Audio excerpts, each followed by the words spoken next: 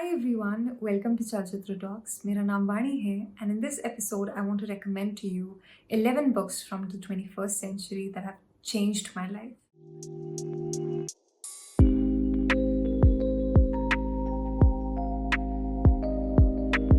But before I get into this video, I want to give a quick shout out to our friends at Shunya who are doing this amazing job of creating some really healthy drinks that have zero sugar, zero preservatives, zero calories. All in all, a very healthy drink. My favorite happens to be their Zesty Orange, which is not only refreshing but it's also very delicious and healthy. We have shared the link to their website in the description box below. We've also shared the link to their social media handles in our description box below. And you must check them out because they're creating some really healthy drinks.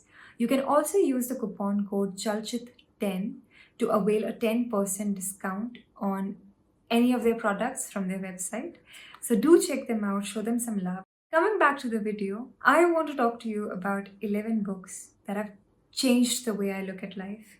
And of course, these books, I'm being very mindful, might not be the best books of the 21st century. But these books changed something in me when I read them. As far as I can remember, these books from the 21st century have impacted my life in a way that not all the books have. So I'm going to name them in no particular order, and I hope you find the love I have found in them. The first book that I want to recommend to you is something that I've already recommended in the past. It's called Insomniac City, New York, Oliver Sacks and I, and it has been written by Bill Hayes. I love this book. It is not only a celebration of love, but it's also a celebration of New York, the spirit of the city. And I'm very much aware that there are so many films, TV series, etc. that celebrate New York. But it took a book to explain this feeling to me. And since then, I have been noticing cities in a whole different light. Bill Hayes, of course, writes so beautifully about his relationship with Oliver Sacks. And it also made me look at how relationships don't have to be extremely special like they are usually in films and fairy tales. They can be very simple. It can be a very beautiful moment of sharing just an afternoon with your partner. And this is something Insomniac City made me realize and made me see. There is this one beautiful incident in the book which I've quoted time and again to a lot of people. When Bill Hayes and Oliver Sacks are in a room and one of them drops the tomatoes on the floor and the other person is just standing there looking at the other person picking up tomatoes, and that is the beauty of love.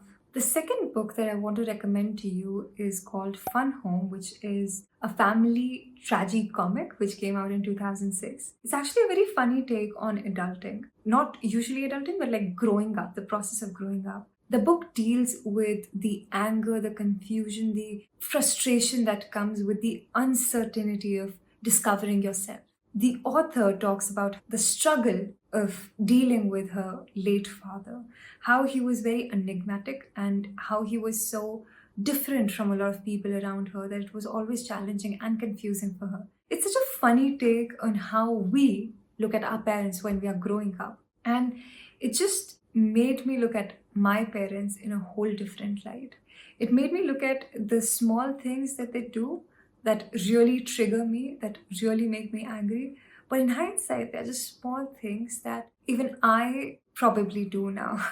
The third book that I want to recommend to you is called Blink, and it's by Malcolm Gladwell, and it came out in 2005. Blink was one of my first non-fiction books, and I loved reading it. It was filled with stories that you could relate to. Blink actually explains what happens when you listen to that gut feeling inside of yourself. What happens when you actually take a decision that only happened between a few milliseconds, but you're not sure how you took the right decision. So Blink is one of those things that has really helped me understand people a lot better and why unlearning sometimes becomes very important, because our instincts sometimes are not natural to us but are simple things that have been ingrained into our minds over n number of years. The fourth book that I want to talk to you about is called Dear Life and is by Alice Munro. It's a beautiful collection of short stories. You'll read a lot of authors and you'll see how different they are. They write in words that, of course,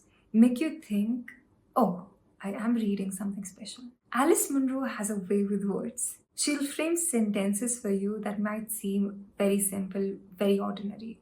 The stories that she writes are very ordinary. They are about everyday things that happen to everyday people. But the way she paints them brings you closer to home. It just validates your entire life. The fifth book that I want to recommend to you is Dear Zari. Dear Zari came out in 2011. It changed the way I looked at the world around me. It burst open that bubble which I had built around myself. It made me look at reality and humanity in a very dark light, which is something I never knew I was capable of. And I'd never recognized that we could be capable of something like this, because I grew up in a very sheltered family. My parents were always very kind to me. And when I read Dear Zari, it made me realize how cruel the world can be, how brutal people around you can be, and what feminism actually means and why we need it. This book taught me why fights are important, why fighting for yourself, for people around you is important. The sixth book that I want to recommend to you is called The Gypsy Goddess by Meenakshi Kandasamy. This book came out in 2014 and I read it quite recently. It's about a mass acre that happened on a Christmas day in 1968 in the village of Kilvinmani. It's actually set in Tamil Nadu and it talks about the plight of Dalit workers in the state. There are upper caste landlords who are very brutal. It's a very violent, it's a very dark story, but the way Meenakshi deals with it, the humor and wit that she brings into the story will obviously help you detach yourself from the situation, but it will also make you realize why writing is so important and how the right frame of a story can change things for you. And that is why I believe Gypsy Goddess is probably one of the finest literature that has come out of India in the 21st century. The seventh book that I want to recommend to you is not actually a book, it's a short story, and it's called What's Expected of Us, and it came out in 2005. I read it last year itself.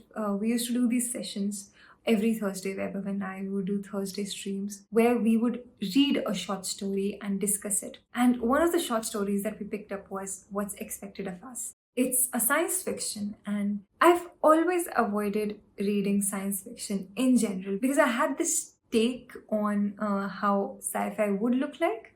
I was absolutely wrong about it. But I used to have this encyclopedia which had pages that were white in color, but the sections that dealt with sci-fi and space were grey in color. And that somehow left a scar on me, and I always was very scared of discovering more about space while growing up. And then when I started reading about sci-fi with Vaibhav on our Thursday streams, I realized it's such a beautiful universe out there. And What's Expected of Us kind of changed it for me. What's Expected of Us is a beautiful short story that you must read. It's about the freedom of thought. If you like it, you should pick up the book that it's come out of. It's called Exhalations. The next book that I want to recommend to you is Gratitude by Oliver Sacks, which is a very short book. It came out in 2015. It's a collection of 4 essays. It's a very short book, and it talks about how Oliver Sacks dealt with his illness, dealt with his treatment, dealt with his terminal cancer. And it just shows how it made him grateful for what he had. These essays, though short, will move you to tears because you'll realize how many things are there that you need to be thankful for. The next book that I want to talk to you about is by Maria Popova. I've loved her. She runs this website, Brain Pickings, and it's Figuring. It came out in 2019. So the book was a little expensive when I wanted to buy it. I finally bought it a year ago, I think. And initially, I was a little confused because I wasn't sure what Maria Popova was trying to talk about. And then you realize, all in all, she's trying to draw parallels between different people. And when you realize it, the book changes for you dramatically. Because you see the book in a whole different light. You see the people she's talking about, the artists she's talking about in a whole different light. And you somewhere start comparing your life to theirs. Maria Popova creates a web of how art has progressed in years and how we are still connected to the web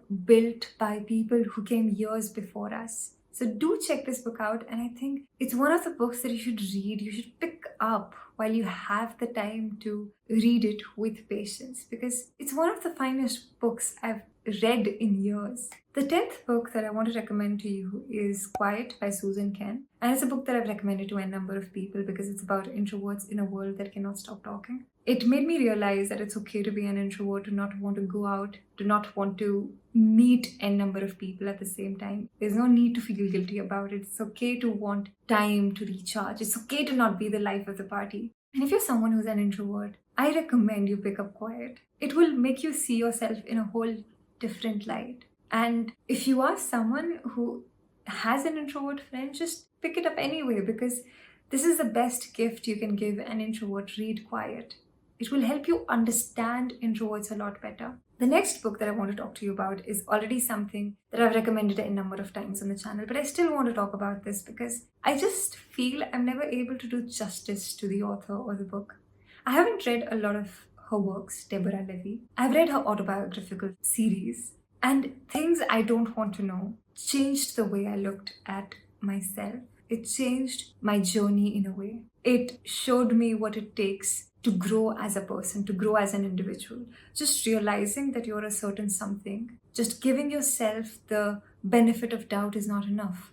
Working for it is also very important. There's a line in Things I Don't Want to Know, and it goes something like, to become a writer, I had to learn how to interrupt, to speak up, to speak a little louder, and then to just speak in my own voice, which is not loud at all. And I remember reading this line, closing the book, and crying myself to sleep because it made me so emotional. I have tried to be very loud and I've failed at it. I've tried to be out there, to push myself, and sometimes you just fail. You just realize it's not who you are. But then how do you do it in the language that you know best? This is something Deborah Levy taught me in Things I Don't Want to Know. There are things that you do not want to know, but they exist nonetheless.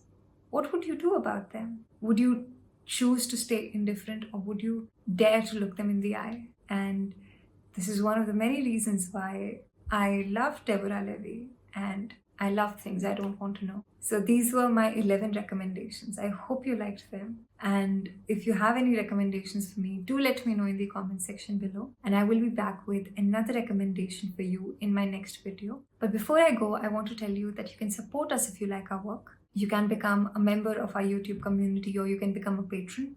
We have carefully divided our patrons into 3 different categories: Godfathers, Gladiators, and Goodfellas. Godfathers are at the top. We host monthly town hall sessions with them, which are amazing. They're also welcome to join our live streams, quizzes, and they also are a member of our exclusive WhatsApp groups that are dedicated to books, music, movies. So do support us if you like our work. And I will be back with another recommendation for you in my next episode.